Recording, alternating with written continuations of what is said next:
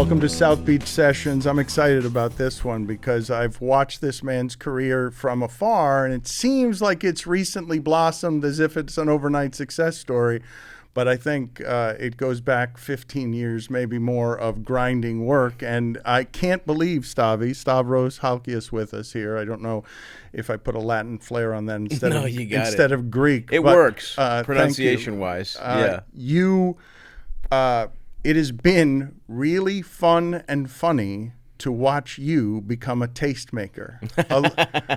Hilarious. I mean, because you start in the podcast world, you go rough and dirty with Cumtown, and then you turn it into a television show, and now you've got a movie coming out, and it seems like that happened very quickly, but it didn't really happen very quickly, right? It's just sped up over the last couple of years. Yeah, and I mean, to be honest with you, I am also surprised at because of all the things you mentioned, all of those are the things that sort of helped me out. But the through line for me has always been stand-up, and so my stand-up career has really done well because of all those things. Sort of, it's like they've all kind of let it hit another sort of level. You've reached a level of fame and word of mouth in the new media age where you're like a dirty secret or dirty secret, and now you are so pop culture popular that you can lift everything up, and the most important thing for you to lift up is your specials because it's what you're proudest of. Yeah, right? It's just what I like doing the most. I mean, to be honest with you, everything else is sort of like you kind of have to get a bunch of different. Stand-up is such it's kind of having a bit of a cultural renaissance a little bit, but it's kind of like jazz where no one really gives a fuck about stand-up or jazz, but if they know you and they like you, like I get people into my shows the same way, like when Dustin Diamond was doing, like stand-up is a thing where it's like they'll just go see a guy they know. Oh, you know what I mean? That's not Screech. It's not Saved by the Bell's dirty story. No, but what I'm saying is like it's the art form people go to when you don't know how to make money in show business, but you have some notoriety. You're like, fuck it, I'll do stand-up. The overhead's low. It's just me and a mic. I started it the opposite way where it's like, this is what I love. This is what I want to get good at. And then definitely the podcast, when we did Cumtown, it was kind of a surprise. Shout out to Mullen. It was Nick's idea. He really wanted to do it. I thought podcasting was over at the time. I was like, well, Marin, Comedy Bang Bang, This American Life, there'll never be another. Nobody ever will get rich from podcasting again. That technology's dead. So you misread what was coming with Rogan. You missed it. Fully misread it. Rogan and everybody's. I mean, what you guys built. Everybody was able to make their own independent thing. I did not see it coming. We had a great. That show was really fun. We had incredible comedic chemistry, and then but the whole time I was like, all I want to do, I'm using this to get my stand-up going, and I do think eventually I thought I was, you're a little too much. Well, I don't know if everyone's experienced it where it's like you work with people enough and you're like, we're compatible up to a point, and not just what we do on what we record is awesome, but like we want different things from our lives. We're different types of people. And I think we were doing that show from when I was, 25 or 26 to, I don't remember how long the run was, but it was like, it's crazy. These last couple of years have all blended together. I think I stopped doing it 2 or 3 years ago. 2? Anyway, whatever. We did it for, when you're broke in New York and nothing else is happening for you, your career sucks. And we got a lot of success. And then I think we were just interested in doing different things, and I really wanted to really double down on my stand-up. And then from there, it was like, all right, people will see me because they know me from this podcast. Let me get them in just as a stand-up. And then from there, I got lucky with crowd work clips. I had no idea those were going to be. I mean, that's the other element from Cumtown to, Tires, the movie, my stand-up specials.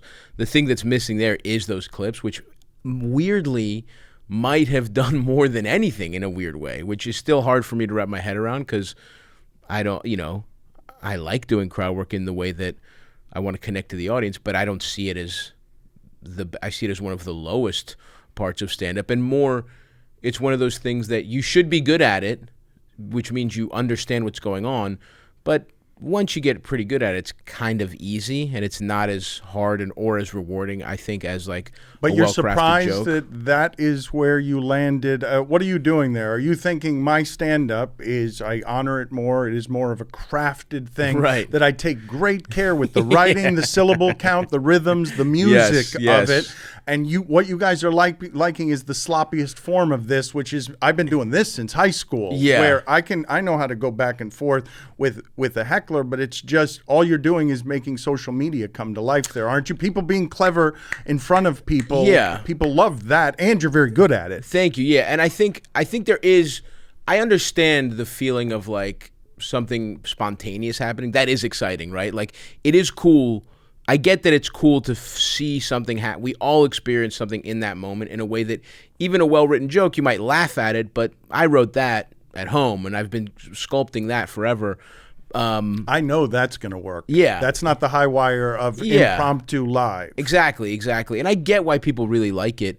But what it really came down to was I was very precious about my stand-up, too precious, about a lot of stuff when I was a younger comic.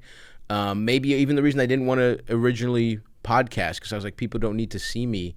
You know, I opened for Bobby Kelly.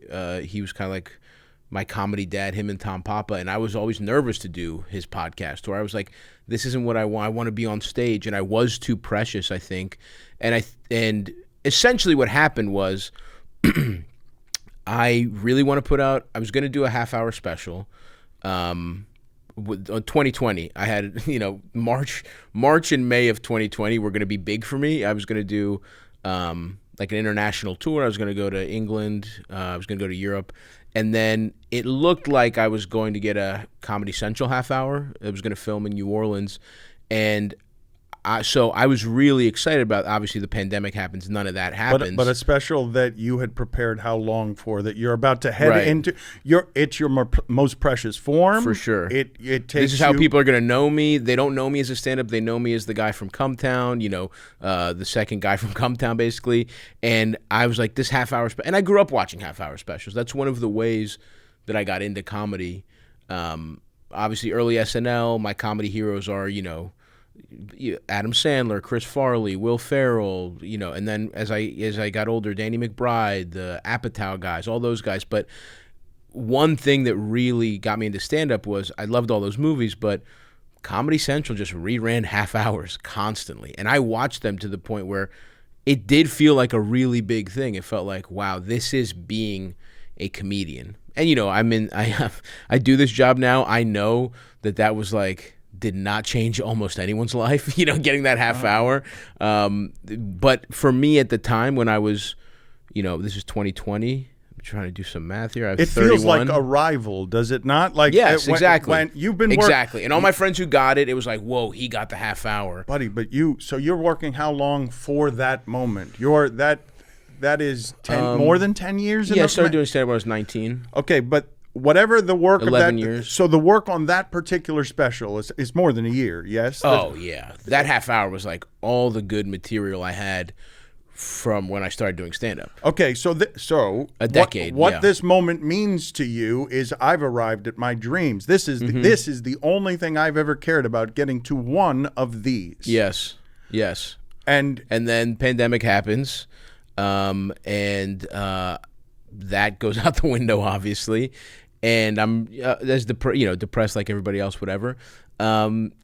But boy, you skipped right past that. Yeah, Depressed I like don't everybody really else, want to think whatever. about. It's one of those things where, in hindsight, you realize like I didn't really think about the 1919 the flu pandemic until it was something you heard about, and you're like, that's fucking weird. There was a pandemic in like the 1900s, and we don't ever talk about it. Why is that? And then you live through it. You're like, I know why, because nobody wanted to fucking talk about it. They were like, let's move on. That's why the flappers happened. They got a better post pandemic than we did. They're fucking wearing gold shimmery glasses, drinking alcohol, fucking illegally, so fucking and sucking and with flappers and shit. We got none of that. None of it. We just got depression. We got go mental right into health Trump. issues. Yeah, exactly. We go right into just like a dog shit, of crumbling infrastructure. So anyway, we don't got to talk about that. We'll keep it moving. And when we have a break in laughter, I want to say I was not aware how much thigh would be showing. I thought I would be covered. I Googled South Beach sessions. I want to see the layout. I saw the Miami one where you're covered. It's all right. I'm not ashamed of thigh. Sex sells. No, you don't understand. How I'm selling this is see Stavvy like you've never seen him before. Although they have seen an awful lot they of certainly your body. have. Yes. The nude calendar comes. We got a 2025 coming. Don't worry. That's another element. We didn't discuss that. My nude modeling, which was actually how I got my first social media following. But anyway, right before we started, we were talking. Neil Brennan does his show here, and Neil Brennan, I'm just a huge fan of everything that he does vulnerably in comedy, because he's trying to break a new form. But you and I were talking, and you're like, well, Mark Maron did the vulnerabilities. You didn't think the podcast world was doing anything but ending, but you did skip right past we're all a little depressed after the pandemic. Yes. You're allowed to not be a victim here, but also you were broke for a long time in New York. Yes. I don't know how awful that is, but I broke my whole life, and then I didn't have any money. And then we started making some money with Cumtown. By that point, I was at least I had a writing job when I first got to New York. But yes, I wasn't, up until maybe 2 years pre-pandemic, I didn't have any money my whole life. Yes. I'll ask you what that looks like in a second. But you're arriving at your dreams, and you get a step away after 10 years. And who wouldn't be depressed under those circumstances? Yeah, that was brutal. But Sam Morrill, who you know very well, he's one of my best friends, and he was somebody who I was friends with. We met through comedy in the way like two people that just love something. I was a guy who would take a megabus up and do shows just to try and get a little momentum. And Sam was, he's a little, not much, but Sam's been at it from a young age in such a way that he was really ahead of where he was age-wise. And he's how cool a guy he is. He did not know me at all. I was some guy from Baltimore. I was probably 24, taking like a megabus to be on my friends, to maybe if somebody dropped out, do a spot on my friend's benefit show in the basement of Gotham, the comedy club. And someone had bombed, and they were like, will you go mop this? They were like, they always give you the shittiest spot, because they're like, somebody ate it so hard, they threw me up there. I had a great set, which can happen, actually. Like, that's not always a bad place to be. If somebody does really poorly and you just kind of comment on it and do well, it's actually an easy spot. And Sam was just happened to be on that show, and that's how cool he is. He just saw a guy that was funny, immediately befriended me, helped me out the whole way. So I was lucky in that we did a basketball podcast at the time, and I watched him not get an HBO special. I watched him have this great hour of material. He had put stuff out there, and he was like, fuck it, I think I'm just going to put it on YouTube. And I was like, that seems insane. At the time, it seemed insane. Everyone told him that. But he was like, I just got to get it out there. I have another hour, and so I was very lucky that I got to watch him go through that, and I knew, like, okay, I didn't get this half hour, and I got to watch it be a success. By the way, he was the one who took the risk. I was like, oh, that worked, and then so I basically just. But that was live at the Lodge Room for you. You did the same thing. Well, I correct? did that. This is what I'm saying. That most of what was live at the Lodge Room is an hour special, but that half hour went into Live at the Lodge Room, and I had more material than a half hour. But I was like, I'm just going to give him the good stuff. So I see Sam do it, and I say, fuck it, I'm just going to do it myself. And that's what happened to that. The material that would have been that half hour plus 25 minutes of other stuff all went into Live at the Lodge Room. And I was like, all right, I've spent, I think I spent $40,000 on it. I was not at a time in my life where that was even though with Cumtown making money, that was a serious amount of money for me. And I needed to promote it somehow. So even though I was a purist, and I was like, all right, I can't be putting out these. And people started doing some clip stuff. Like Sam had so much material. He was clipping out old stuff and putting it out there. That was really helping him. My buddy Mark Norman was doing the same thing, and he also did a YouTube special. Andrew Schultz did it as well. And so these guys were doing really well. And I was like, I'm not doing crowd work. Let me get all my old stuff I'm not using. And that went in 7 days. Like, I was like, I'll clip up all my old stuff and all the old jokes that didn't make the special, and that'll be enough to sustain me.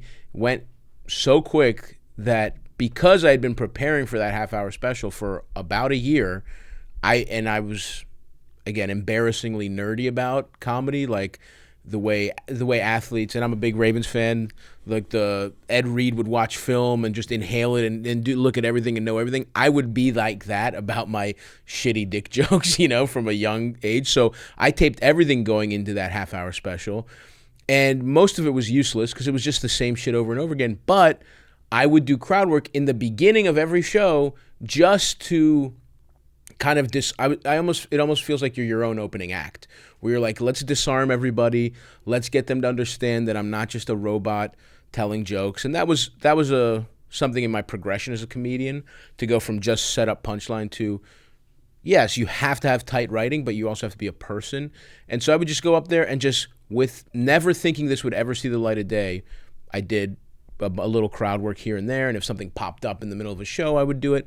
And I was like, well, that's all bullshit. I'm not going to use that for anything. Let's clip that up and put it online. And it just, from the beginning, started going. And I think it was the right place, right time. I do think everyone was competing with TikTok, so short form stuff was really getting juiced by every algorithm.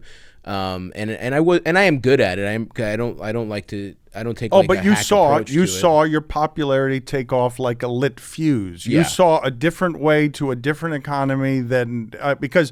So Sam is giving some people permission to just own the entirety of their brand and be a whispered secret on the internet that travels by word of mouth. And you figured out how to turn that into an economy in a multiple of ways. But tell me about how you were handcuffed by seeing so much nobility in the craftsmanship of how one tells a dick joke. That you're not enjoying what you're doing, or you're enjoying the sculpting of crafting and stuff, but you're treating something with so much nobility that you can't go just laugh with your friends on Cumtown, and it doesn't have to be like that serious. Yeah. Well, I don't think it was ever I think I liked both. Like, once Cumtown was a success, that was fun to do. It was just the logistics of, it was honestly like mostly like scheduling stuff. I mean, just like working with somebody over time, and mostly because I wanted to be on the road nonstop, and we just had to, but the actual doing the show was always really fun. And me and those guys are still friends today. But it wasn't really podcasting versus comedy for me, because once podcasting took off, I was like, I did see the value in it. And even though when I left initially, I didn't think I was going to do another podcast, very quickly I realized that's stupid. I have all these people who know me from podcasting. I should do my own. I think it was all just, you're fresh off something and you're so tired of doing it, you're burned out, that you're like, I'll never do that bullshit again. And then literally 2 months after, 2 or 3 months, whatever it was, I was like, maybe I should. And, I left in the summer, and by October or December, I started Stavvy's World. So that was never podcasting. I realized it's its own separate thing that had a lot of value. Honestly, mostly financial, because of our model of Patreon and getting subscribers and being able to, not answer to anyone. Invent a new economy. Yes, exactly. But so for me, it was more like stand-up jokes versus crowd work, which was like that was the big philosophical difference. And I think once I started putting them out, I mean, I guess I realized, seeing a lot of other people do it, I was like, well, I am actually good at this. This is better than what other people do. And I try and be novel with it. I try and actually get to know a person. I try, in those splits, I know it's tough, but I do try and just have a different spin on it. Sometimes I ran into the issue of having repetitive like questions, but I think once you get rid of that, it's like, it can actually be very interesting artistically. I still value the written joke more, to the point where maybe a little too much. Maybe I'm just kind of you're denying what you are naturally good at, because I've had really, people I really look up to, great comedians, who like ask me like, why don't you do more crowd work on your special? And these are like the people that I'm like, in my head, I'm trying to impress with my great crafted jokes, but they're like, dude, you're good at this. Like, you should do more of that stuff. It's so interesting how much you respect the craft. Like, that it's not that I don't know that most people who are fans of yours, and they have no idea. I mean this as no insult. No, I get it. No insult. Are discerning enough to see how brilliant you actually are at crafting. I don't know about that, but I'll take it. Crafting written material. Yeah. That is meant to look sloppy. Is meant to connect in a human way with every man. Yeah. Physically, all of it. That it's a wonderfully brilliant manipulation of and it's smart, of how you connect with your audience by really giving a wide range on making something look easy that you've been working on for 10 years to make look that easy. Yeah, I do think that it should feel a little spontaneous. I mean, at the end of the day, we are performing, right? Like, it should feel spontaneous. And that's why I do think a little bit of crowd work's good, because you are just connecting. You're truly connecting for you, not just for the audience. You could maybe, if you're good enough and the jokes are good enough, fool. But you have to feel like this is different than everything else. Like, this is a different, and that's what I love about stand-up, is that every show is different. You know, no matter how much you prepare, you're in that room, and the clock, you can't stop. There's no timeouts. There's no nothing. It kind of has to happen that hour. The thing I admire most about what you guys do is that you are stripped down to your entertainment vulnerability. That it's you, the microphone, and the expectation of funny, and that's a high wire that nobody else has that doesn't do it live. Yeah, right. And that's what I mean, I love that about it. I do, and I think something that is frustrating is that I don't think any comedy special gets what stand-up is, really. I don't think it is the experience. I think it's important, and you have to put it out there just so you chronicle some of those jokes, but it's not what stand-up is. It's really not, and that's frustrating, and I don't think we'll ever really be able to really get it, because it is the audience is a part of the show. They're very, percentage-wise, it's smaller than the person on stage, but the energy you put out there and each crowd, and that's what I do love about it. And it's also, there is maybe a freedom to that, where it's like you don't have to worry about what happens afterwards. It's like, it happens. You have to, hopefully you'll do a great job, but if it's bad, you just have to survive it. And then when it's done, it's done. It's just interesting to me. I think the real way, if you actually wanted to, if you loved an hour of stand-up, you just have to, it's almost like, and I'm not telling people to do this, you should have real lives, but it's like, it would be like the least entertaining version of like watching Fish. You know how people just follow jam bands and they're like, and they play completely different sets. If you follow me around, you'll be like, whoa, he changed that premise by 5 words. Like, it's so slight, but it's like, or his energy was off, or, oh, that's how that joke goes when he's, pissed off or hungover or whatever. And I do think it's the way you should judge it. It should almost be like a pennant race instead of the playoffs, where it's like, you are so funny. So what you're basically saying is, what stand-up really is, you've got to see me go on tour and grind this out show to show and learn what works and what doesn't, and these 4 words need to be these 6 words, because this crowd in Austin showed me something that felt energetically different than the one in Mobile, Alabama did. Or even what I was up to, or even, honestly, the acoustics of a room, or just, I just think an actual hour is, you should grade. It's almost like it's a cumulative score averaged out over every single show. A representative sample size of a baseball season of 162 games. Yes. Well, you did dabble in sports pods. I don't want to dork out on all the pod stuff with you, because I want to get to some of your biography and how it is that your parents took to the idea of you choosing this as a career as immigrants, because my dad wasn't No, my dad wasn't having the idea, like, what? You're going to go do what? Yeah. And I can't even imagine what it's like to be broke for 10 years in New York City. I don't know how your family felt about the choice that you made, but there had to be some doubt there. We were so poor, I don't mean to, my mom gets mad when I say that, but we were, don't get me wrong, we had food, we had clothes, whatever, but podcast money was like, it was easy to become the most successful member of my family. So even when we were getting and look, by the end of Cumtown, we were making a really good living. So I was probably really broke. I was really broke for, the first couple years in New York, and then slowly we started making enough money. And then by the end of it, we were making enough money where, like, I bought a house. It wasn't a good house, but I bought a house that my brothers lived in, and then so I was kind of supporting my family. So it became a thing where they can't really complain when you're paying off their debt. You know what I mean? Like, it's the proof is in the pudding. Oh, but it took a minute to get there, though. It did. And especially I was like, I was a good student, and my parents did think I was going to have just some very traditional arc. I mean, they always said lawyer, which I think is what you say when somebody's good at talking.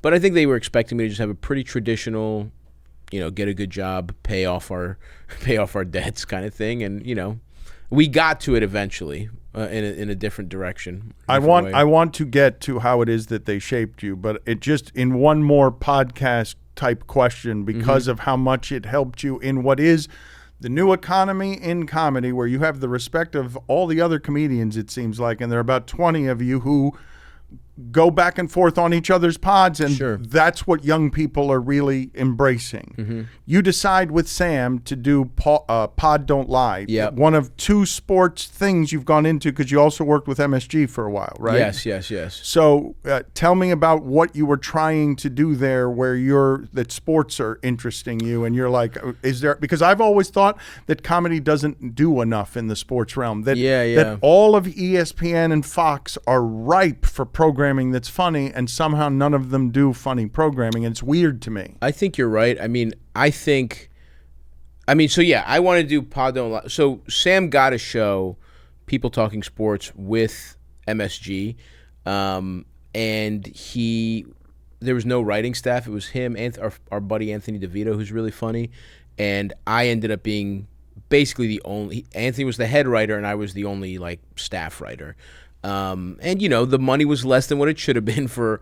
We did 4 shows a week, and it was just a great experience. It was just at the time, again, I was kind of and I got very lucky with moving to New York, because I got a really bullshit writing job as soon as I got there, thanks to Tom Papa. He literally went to high school with some guy who had a digital ad company, but he wanted to get into online comedy, and we never made anything good, but I cashed a couple checks. I cashed some checks, and then I went on tour with Bobby Kelly, and then when I got back and got fired, that's kind of when Cumtown was at least we were at least getting enough to survive. So I got pretty lucky after the first couple of years, and then with MSG it wasn't great, but the beginning of Cumtown, so I got pretty lucky there. But that was just everything about that. It was we were designed to fail, where it was you have to do 4 shows a week, which is insane, with a 3-person writing staff.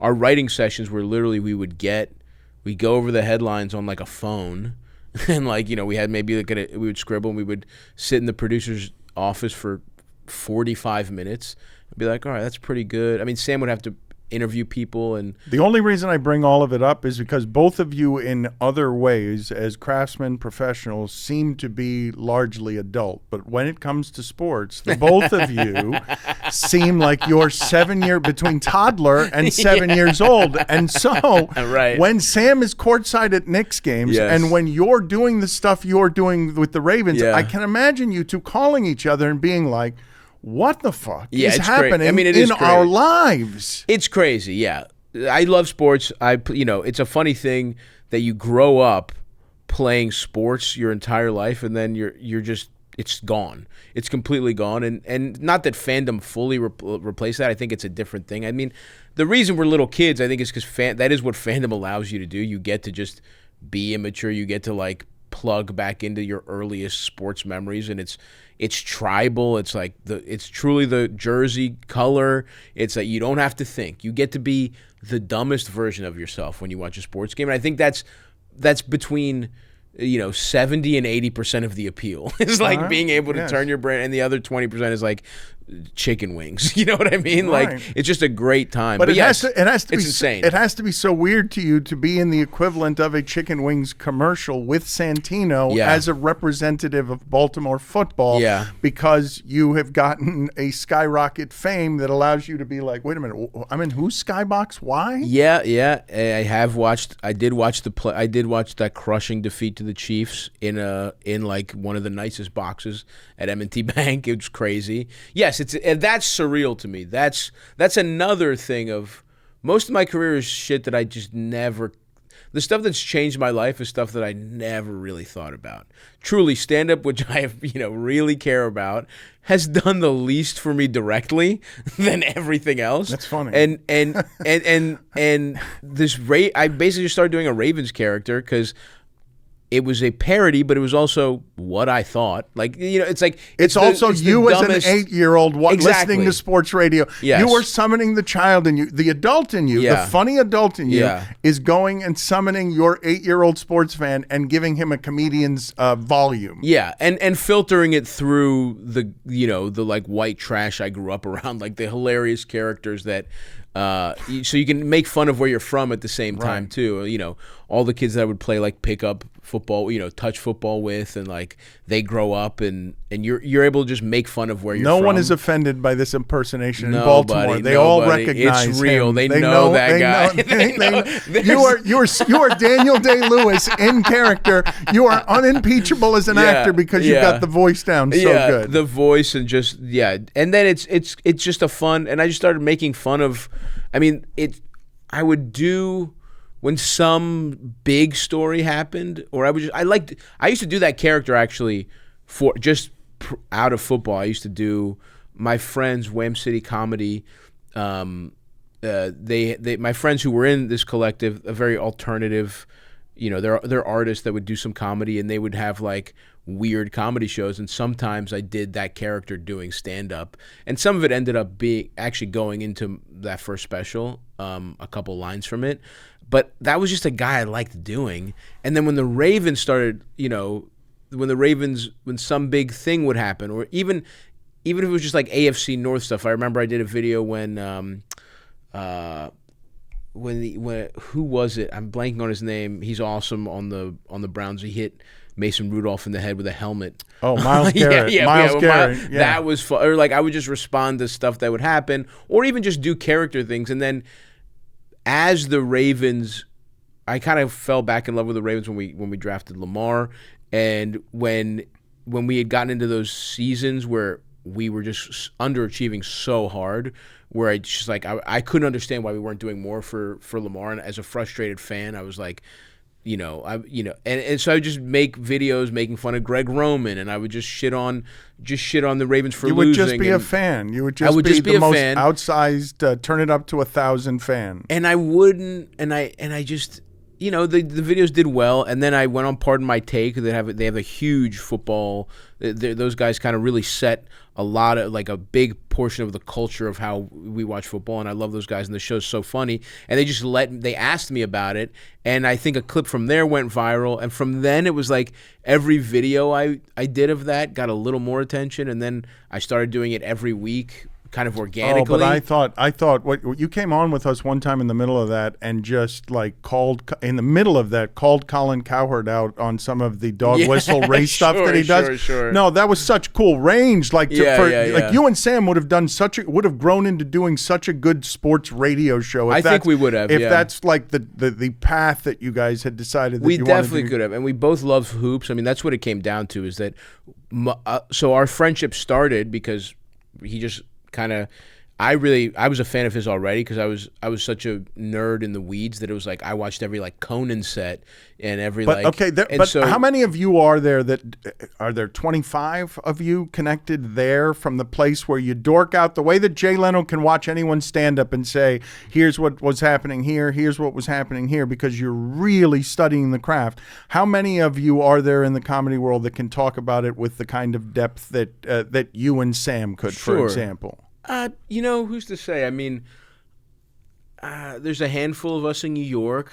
I mean, not that. I mean, I don't think there's that many. It's a small world of people who care like that. For sure.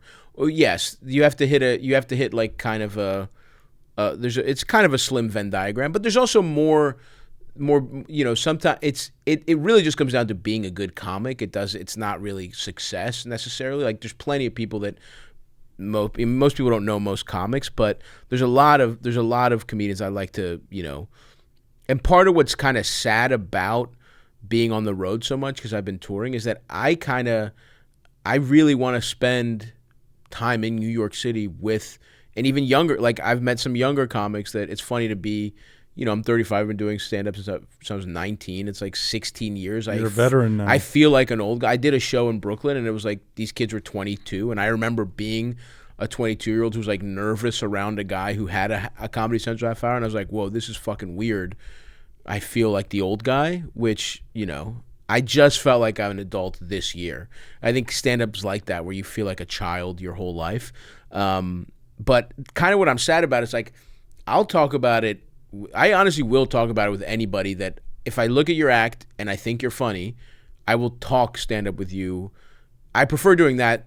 That's where I like to do it. I don't want to do it on a podcast. Well, that's anything, right? Yeah. I would imagine, as much as you care about this, and we can leave this subject alone because I really do want to get into biographically how you became the things you became and why it is that you kept chasing them undeterred. But you mentioned when it comes to your sports prowess, that you played at Baltimore Polytech Institute, which I don't imagine has a very good football team just from the name of Baltimore Polytech Institute. I would underestimate that team. We had a couple guys that went to the league from my team. Yeah. Okay, so it was so you played football aggressively and well. Yeah. We were actually pretty good. That year, Laquan Williams, he was on the Ravens. He was a receiver for the Ravens, special teams guy for a while. Ricardo Silva. Okay, so forgive me for picked off Tom Brady in a preseason game. I'm sorry for underestimating no, but I know what Baltimore you're saying. Polytech Institute. But you're telling me that then you knew you wanted to be a comedian? Then you knew you didn't want to be a football player, or what? No, I mean when I was in the heat of like that, my junior year of high school, where that was the team I was. Those guys were seniors, and before they left, we were pretty good, and we made it to the playoffs. We lost, but it was like, and I was, again, accidentally pretty good at football. My parents never let me play football. They were scared. Greek people were like, that's a barbaric sport, and they're not wrong. They're not. I mean, the CTE numbers, they were probably on top of it. They're like, I'm not letting my child bang his fucking skull inhumane. next to another. It's like, unethical. Yeah. It's fun. It doesn't mean we don't love it, but it's cockfighting. But the JV soccer program was dissolved because the coach gave a kid porn, not in a molestation way, in a like, I want to be cool, I want this child to think I'm cool way. Like he really wasn't trying to. It was just even in a weird way. It's weirder. It's like I want to be like the scandal is deserved. Whatever happens after that, it's really bad judgment. So this guy's like, I really want to earn the respect of this 14-year-old. Let me give him a fucking penthouse. Yes. And so our soccer team gets dissolved. And our JV football team was so bad that they were like, you guys all have eligibility because you practiced, we'll just take you. And at the time, it's Mike Allstad. I'm like, I'm the big white running back. This is what I dream of being. And, I want to be Allstad. And I could not read a fucking, that's the thing. I'm kind of a smart guy, but I could not read a playbook. I couldn't see the holes. And so they were like, why don't you just play scout team defense while we're figuring this other shit out. And I just ended up being a good nose tackle, and that was awesome. No play necessary. Either you shoot, you go right at the guy, you go to his right, you go to his left. There's 3 things you could do, and I ended up being pretty good at it. I started my junior year, and in that year I was like, I'm gonna go play football in college. But you also eventually are like, that's not. My senior year, I kind of was getting the itch, and I made a documentary.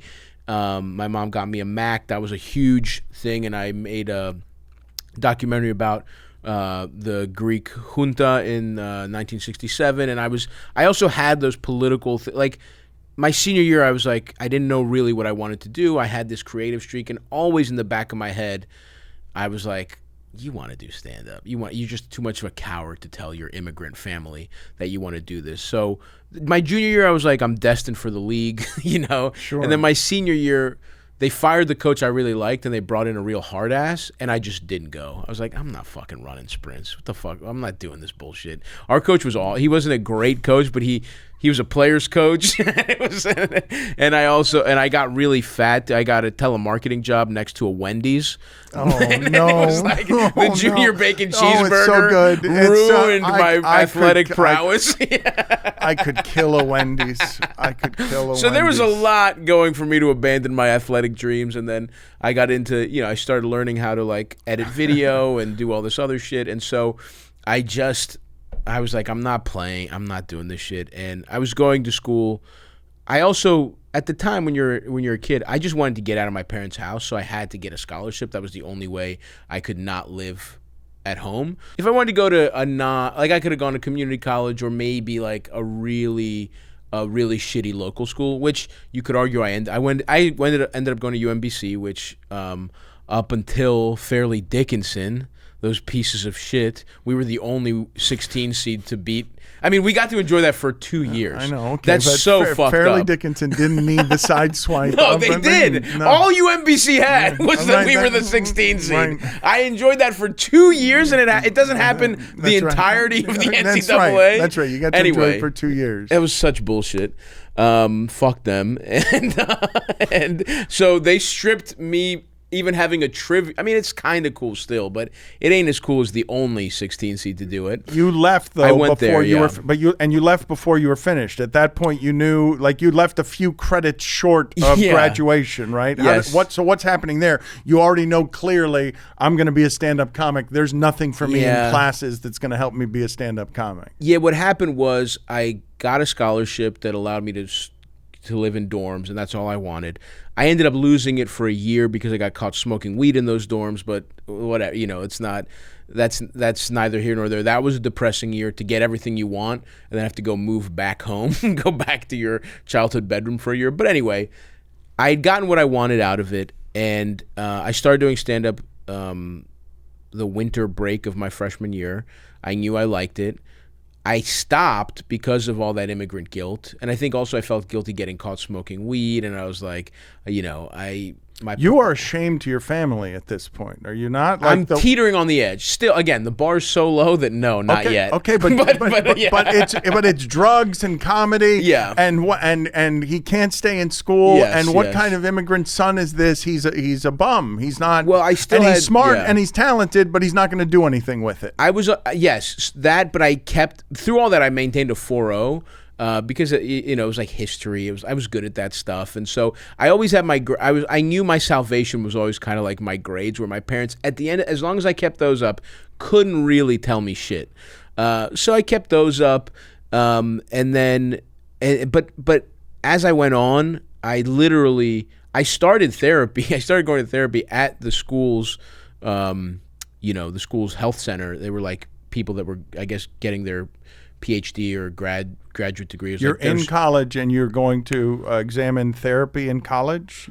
I'm getting therapy from a trainee essentially at the University Health Center because it was free, right? Like I also didn't have health. We had I'll give my mom, they made sure we got to see doctors, but I was on my own now, and it was like I took advantage of the health services at mental health services as well, though. Mental health, so not a lot of people are doing that at that age. No, probably not. And I just felt like I had a lot of anxiety and depression issues. I think because I knew I wasn't doing what I wanted.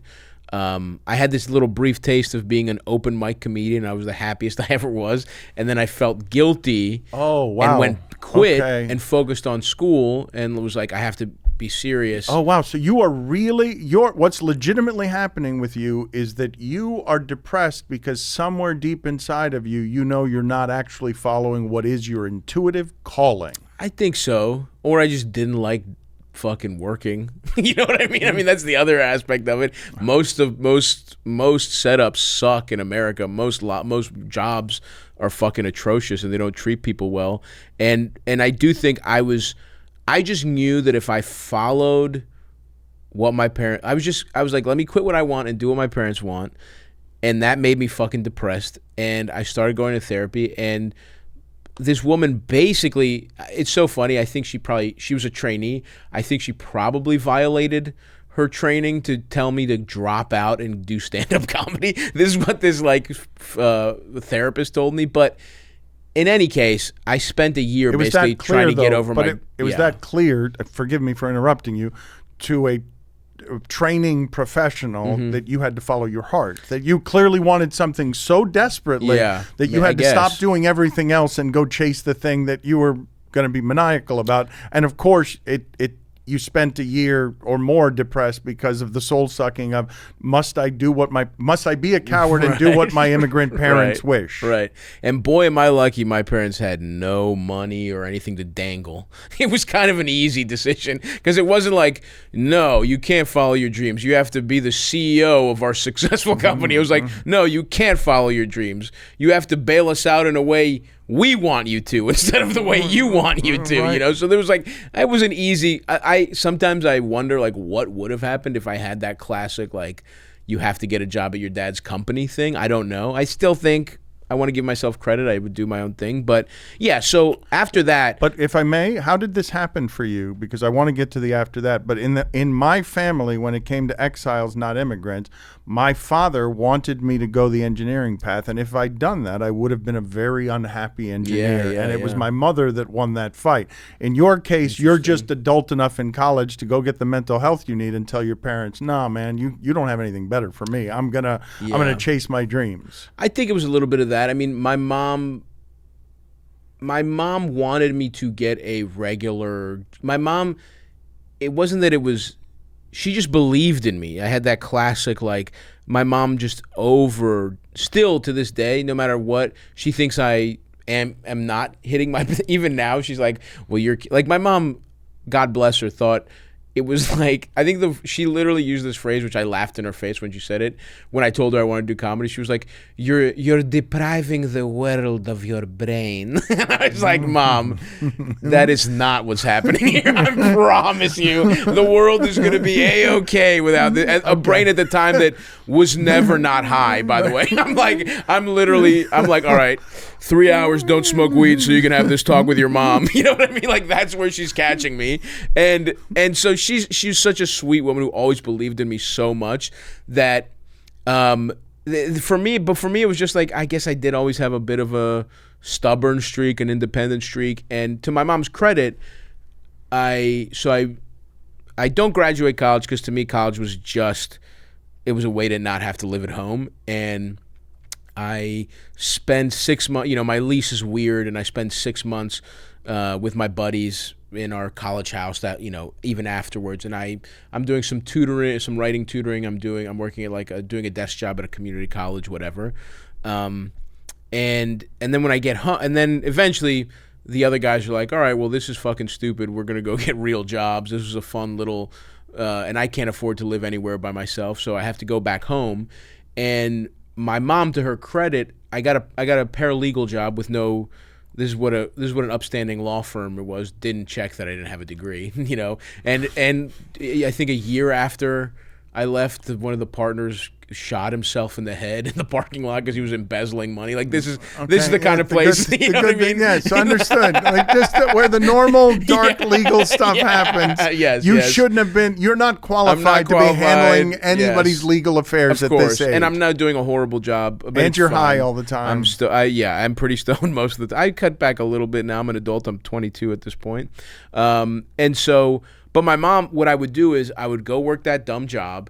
And then I would come home, I would literally just eat dinner, and then I would go to open mics. I would drive to D.C. because they had a better comedy scene.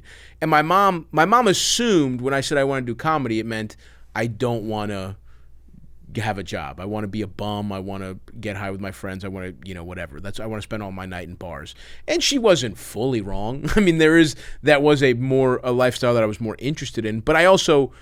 And I did that for a while, but eventually I got serious and I was like, I really want to do this. I want to move to New York. I even got that job because I wanted to save money for the move. And when she saw that I was working a job, I was essentially working 2 jobs and then commuting to D.C. every night. And then I would get home at like 1 a.m. My alarm would go off at 7. And I did that every day for a year, and she watched me do that. She was like, oh, okay.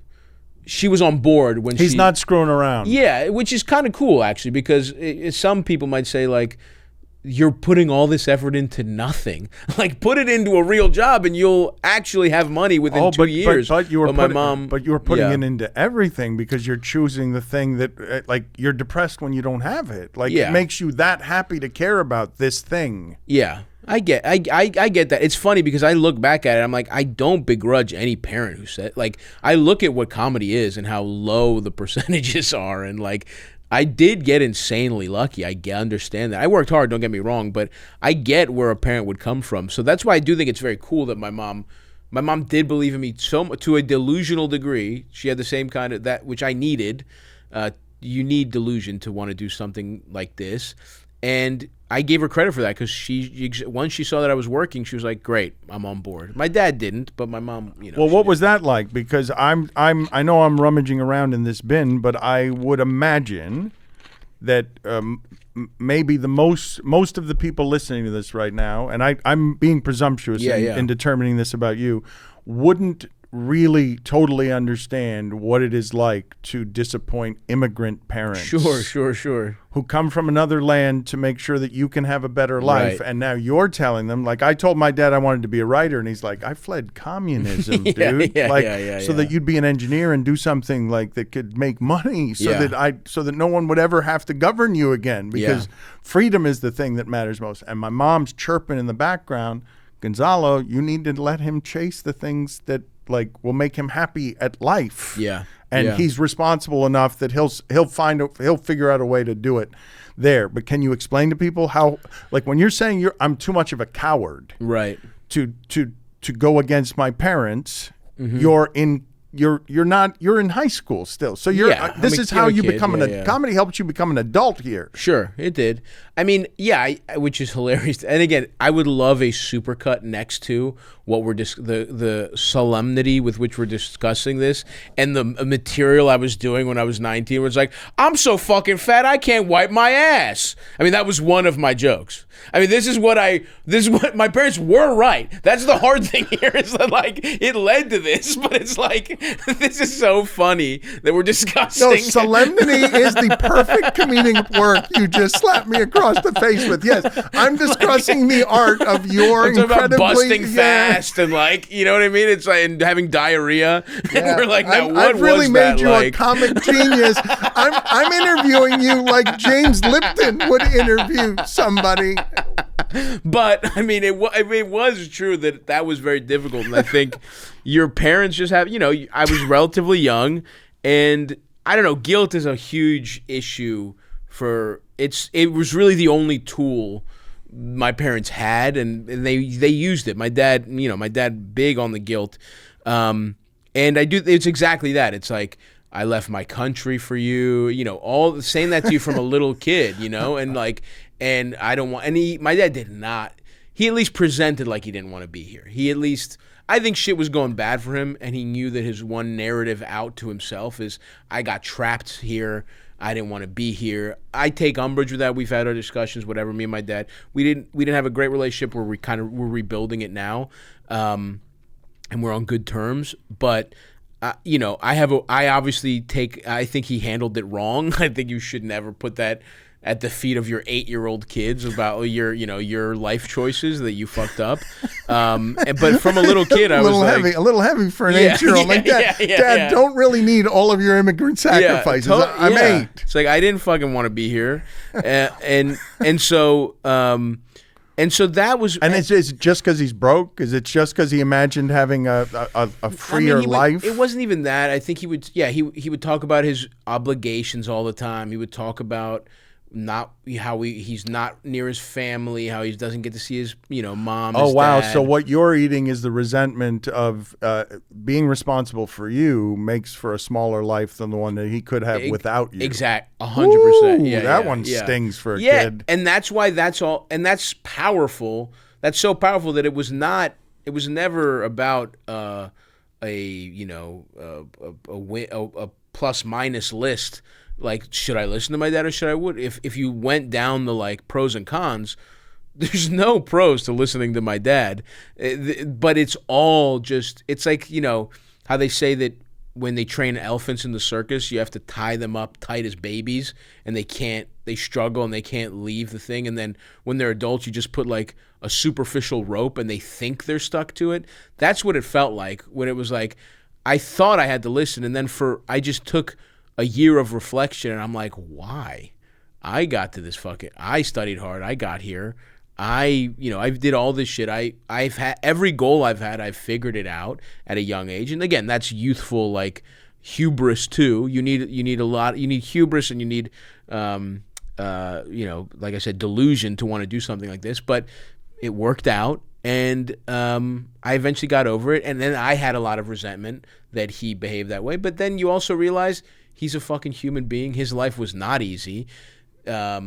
he maybe was a little immature about things, and I think he should have owned some of his decisions a little more than he did. But it's not like his life was easy. They were going through tough times financially, and he did work hard, and they probably had, and he it's not the life he imagined for himself, though. That's tough, exactly. And it shows great grace from you as an adult to forgive him and file it under he did the best that he could under really trying circumstances. Not really. I love that too. Almost never true. No, it's almost never the best they could. He did all right. You know what I mean?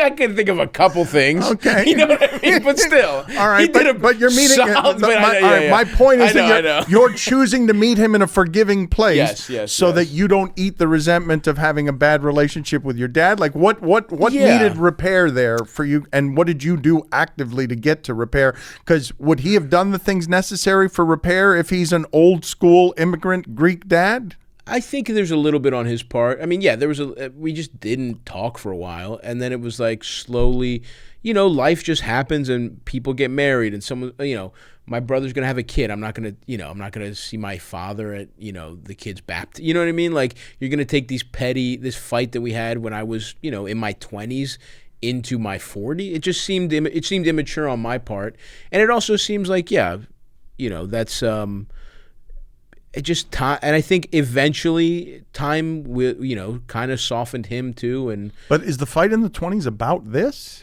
No, it's other stuff, just family stuff. And maybe it's tangentially, maybe it's all. You could argue that it's all one thing, but no, this was like he didn't like it. He didn't like that I was doing stand up. But again, at a certain point, once you get successful enough, that's another hard thing. It's like, I wonder if things would have been this easy if I didn't get this successful. You know what I mean? But again, what's the point of that thought? You know what I mean? It's just. I mean, it is a good guard gate against mistrust, I suppose. Sure. Like you probably.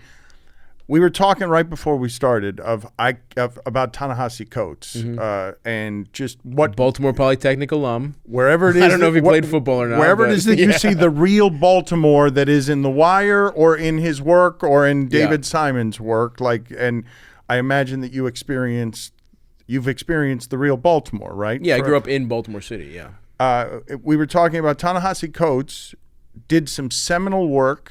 Got a lot of pop culture fame for it instantaneously, which I imagine would feel something like your last 4 years have felt, and fled in the other direction because he thought it was going to corrupt and contaminate the ability to do real and good work, the temptations of fame, the temptations of whatever offers you're getting now because you're you're a hot thing that speaks to a certain demo. An ingenue. Yes, that's right. Hey, you are a bridge to young people, and to sell them firewater or fireball. Which, by the way, I got 6 more months of that left. What young people are into, neither one of us understands. You know what I mean? Okay. I got. It's barely. I'm a bridge to maybe mid-20s kids, but young motherfucker, it's happening quicker and quicker, being out of touch. You are now a veteran comedian who is going to fall out of favor with the 18-year-old YouTube influencer in a moment. Yes. But what have you learned about what has rushed into your life, what you have to be careful about as an adult who has largely arrived at his dreams, right?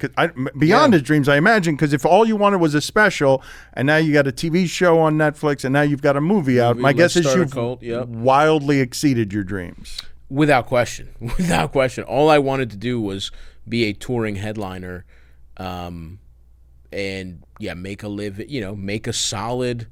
I would have loved to make $80,000 touring the country, gone every weekend. Like, that was my dream, and I want to have one great special. I don't think I'm there yet. I like my 2 specials, but so I still artistically am chasing the one. I actually haven't hit that one, but yes, I am in a place I could not have imagined without. Yeah, for sure. But you don't feel like you've done your best work either. There's one special out there that will satisfy you on the work you're doing. Tires, a hit television show on Netflix with Shane Gillis, doesn't feed whatever it is you're trying to nourish there. No, I mean, that's awesome. I love doing it. But yeah, this is all stuff I never considered. And Tires is great because getting to do it with friends is incredible, and working with, John McKeever, who's the director, is so talented in the way I've been lucky enough to be able to do a little bit of acting here and see how other people do things. And it's just a fun thing to do, and I'm happy to do it. And I do want to explore acting more. I mean, that's why, making this movie was part of it. But it wasn't. All of that is like, it's like a bonus round. It's like what I really want to do is one great special, or even just one where I felt like I did my absolute best. I don't feel like I did that with the last two. Could be this one, next one. I'm fine. Don't get me wrong. I don't want to be a glutton. I'd love to knock it out and then be like, done. You know what I mean? Done for the rest of my life. And then I can do other fun stuff. But yeah, I still feel like I'm chasing that. But every other aspect, and I understand the thing of like getting successful negatively affecting the ability to do good work. I mean, I think that's true. You just become out of touch. My life is comfortable. Like, it just is. I never really worried about money. Thank God I never got to the point where but I always lived super below my means. And I still, to be honest with you, do that. But now, whenever I just want anything, like I'm still in the same apartment I was when I moved to New York 10 years ago. I have the whole thing instead of it being a 3-bed, but it's not like I live in some fancy place. But yes, whenever I want something, I can just have it now, which is fucking crazy. So you worry about being out of touch, and you worry about not having anything to talk about that's relatable or interesting to people. I still think some of my biggest, deepest issues are, just kind of like, all the same shit everybody is worried about. Like, what's worrying me in my life right now is my health, is getting a handle on my addictions, is dating life, and like trying to, because most of my life I've been an immature. I've lived like a child. You know what I mean? I know. I recognize that. Yeah. If you focus on one thing the way that you need to focus to get as good at this and successful as it in a really competitive field, it's going to be to the lopsided detriment of every other thing you could have been obsessing about to make yourself a better person. Like, nobody sees the hard work in making it look easy. Like, I just finished Will Smith's biography, and he's talking about I'm going to be the biggest movie star in the world. And how is he going to do it? He's going to outwork everybody. Right. Like, I got into my late 40s still being a child because all I was doing was, how can I get better at this one thing? This one thing provides me with, like, here, what I need. And you were doing the same thing. Yeah. And I guess the lesson is that that's not true, that it provides some of it. And but like, you realize that, I've talked about it a little bit before, but the year last year, where it was a year that I filmed a Netflix special, went on a theater tour, filmed a movie, and Stavvy's World, my podcast, kind of like I was really launching it, and it became a really big financial success.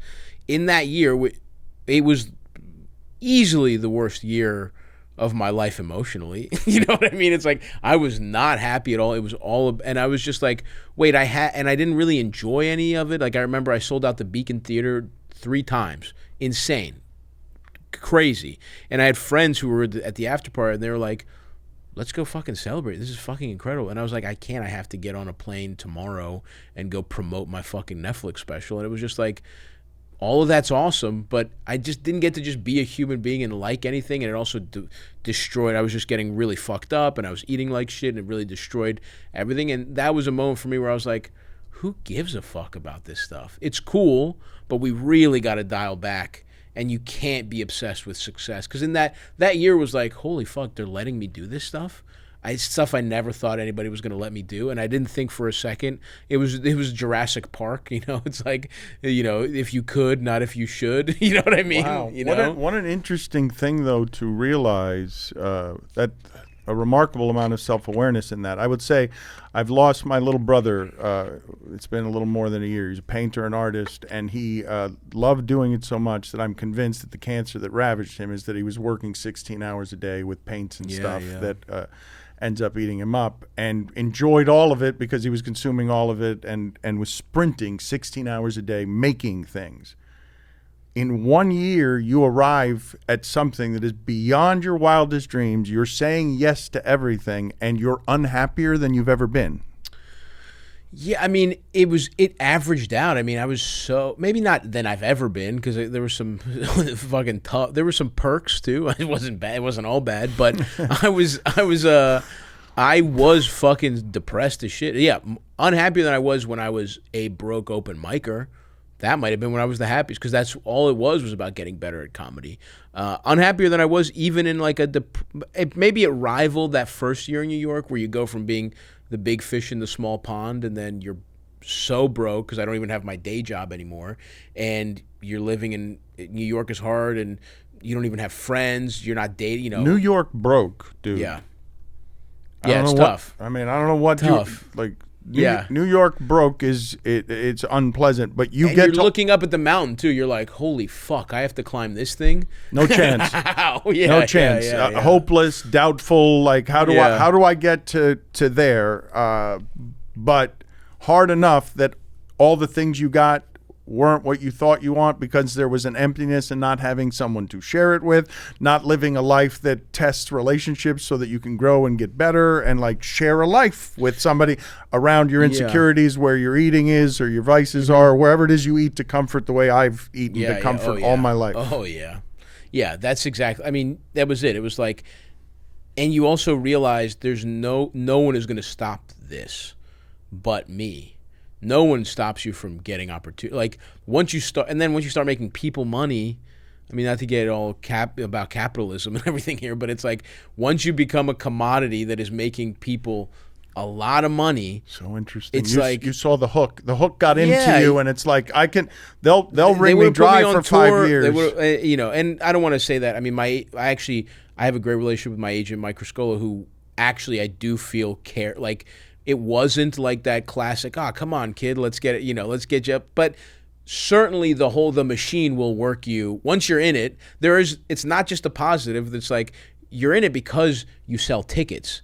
And because you sell tickets, they want to keep you selling tickets. And I took a year off touring, which undoubtedly hurt my touring business. I am going to have to build it back up a little bit. I'm not going to be able to sell. I was selling out theaters multiple times. I'm going on this theater tour. I'll probably sell one theater, and you know what I mean? Like, I'll do worse, but that's fine. I don't, that doesn't matter to me. And you just see it from everything. It's like, what you have to sacrifice to maintain success, and I just wasn't interested. I'm not that interested in it. Now, I still want to do things creatively, and there's some of those things are at a high level. I made this movie that's coming out October 25th, and that's an indie. That was kind of like my first foray into, like, I co-wrote it, I star in it, I executive produced it, and I liked it because I just love dumb comedy. Like, I'm a child of Adam Sandler movies, Chris Farley, Will Ferrell stuff.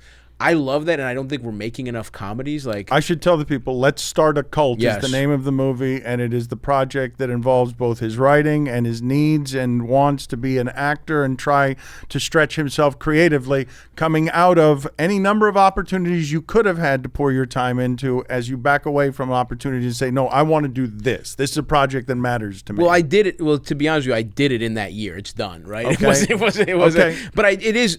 And again, if we're being totally frank, acting is harder, and making a movie is so much harder than I thought, and that actually might have been the thing that fucked me up the most, those long days, and the nutrition's bad and no opportunities to work out, and especially when I was pretty important on the project, so I had to be complete. I had to deliver every single day for 6 weeks, or 5 weeks, whatever it was, or the whole production was fucked. So that was tough. How much eating were you doing here? Forgive me for getting in here, but I've never talked about any of this stuff publicly, because I don't know, like, totally the roots of where my eating stuff comes from. You're triggering some of it, because I remember whenever it is that I would finish like a month of PTI that I thought was like the height of my dream. Walking through the airport, I would crush every fast food. Dude, I was, like, to reward myself because of I don't know, because knowing food was love in my childhood. 100%. No, eating was, the movie kind of just broke all my good habits, because I had been eating not great, but I was working out, and I was like kind of staying, and the movie just destroyed those habits, because you can't have any kind of real life when you're working on something like that, because you're working 12 to 15 hour days, especially when you you were rewriting the script, we're doing all this other shit. And you're responsible for everything. Yeah. And so we would just get me and my buddy, I wrote it with the director, Ben Kitnick, and Wes Haney, who co-stars in it. And we all lived in a house, we were in a house together, and it was like the only thing, and the food was pretty atrocious. It's a low budget movie. So there's a lot of just buying fast food for lunch, and then you get done, nothing's open, and you're like, my brain is going a million different places. I have to get stoned as shit and eat Taco Bell to pass out and then wake up at 5:45 in the morning. But not healthy. Anyway, but hey, go see the movie, folks. It doesn't, that's what's important. But from an artistic standpoint, I am interested in it. It is important to me to make these, and I guess going forward, I know what it takes now, and I also want to give myself enough space to do all these things healthy, right? Like even this tour, I'm shelling out money for a tour bus, even though it's going to dramatically decrease what I take home, because waking up in a city, so you don't have to travel the same day, you wake up in a city, you can actually work out, you can actually get a healthy meal, and then you can take a nap before and actually have a semblance of reality. But you are becoming, before our eyes, and it pains me to tell this to the audience, you are trying to become a healthy adult human being, balanced around comedy, without getting contaminated and dying in a trailer because whatever, life has gone off the rails because you weren't examining what made you happy, because it sounds like you figured out some of the things that need to be found out so that you avoid pratfalls and get to more things you want. Yeah, exactly. And it might take slower, and it might not even get there, but it's like, what's the point of giving everything up for something when and I haven't, like I said, like you said, I pretty much got most of what I wanted. It can't get that much better. It'd be nice to be. Oh, but to realize it while you're in it, though, I think people get greedy. Wouldn't you imagine that most comedians would get eaten up somewhere? You're sitting here saying the two specials, they're not perfect. I want to make one. I want to make one better than that. That's what matters to me, to creatively put something into the world that is my best work, that I'm proudest of. Yeah. And maybe I quit and go grab the other things after that. But you're saying that in the middle of that, as all of your opportunities come true, you're also realizing none of this is making me happier. Yeah, and at a certain point, it's like, I'm not interested. I already have made more money than I ever thought I was going to make. It's a crazy amount if you told me growing up, but it's not like I'm not a huge millionaire or anything like that. But I have enough money where maybe I'd like to make if I want to have a family, maybe I make a little more, but I've also helped my family in Baltimore. And I'm at a place where I can do all those things pretty comfortably. I mean, I still have to work. I still have to go on tour. I took a year off touring. I can't do that another year, but the podcast is pretty good. I'm good. I'm much better than most people. And statistically, because of how bad inequality is, I'm probably in super far up there percentage wise. Right. And so, why do you need more? I don't understand this.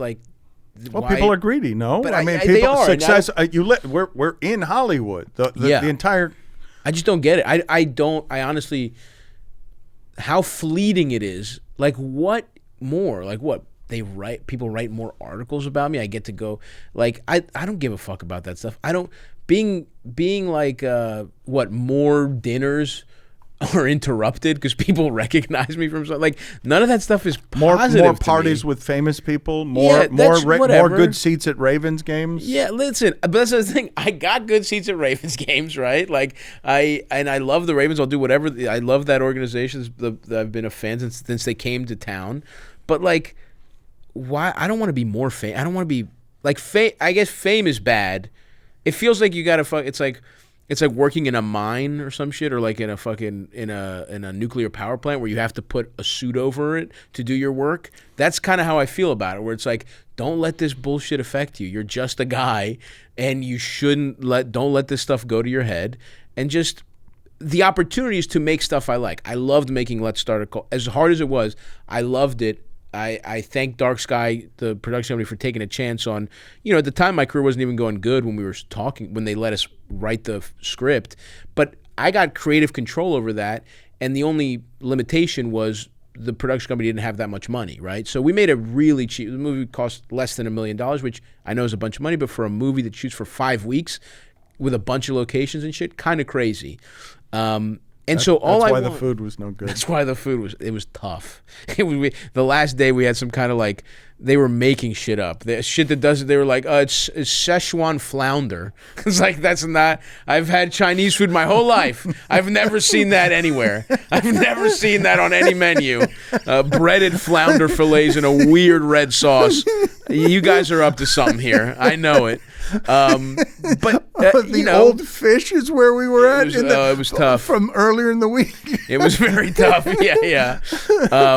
But yeah, what I want is if I can go on to, if I can chase that one thing, let me make that great special, and if I can, and one thing I do want to say about making movies that was cool, stand-up is such an individual sport. It feels like an individual thing, and talking about playing sports your whole life, it feels like you're on a team. Tires is like that too. I love that. And by the way, I love doing Tires because it's not, Shane's the fucking star.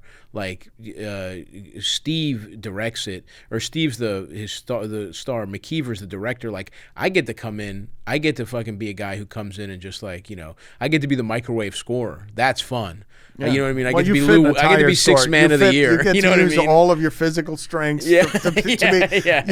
I mean, you can sell tires. Yeah. You look like somebody. Absolutely. If you'd walked in and not uttered a word and just been in audition, they would have said, yes, we'll take that guy. Yeah. I will let you go on just this question. Do Sure. you have the sappy story for us when, however emotional it was or wasn't, to be able to go back and buy your mother's house for her, or take care of the family, whatever the family debt was? Yeah.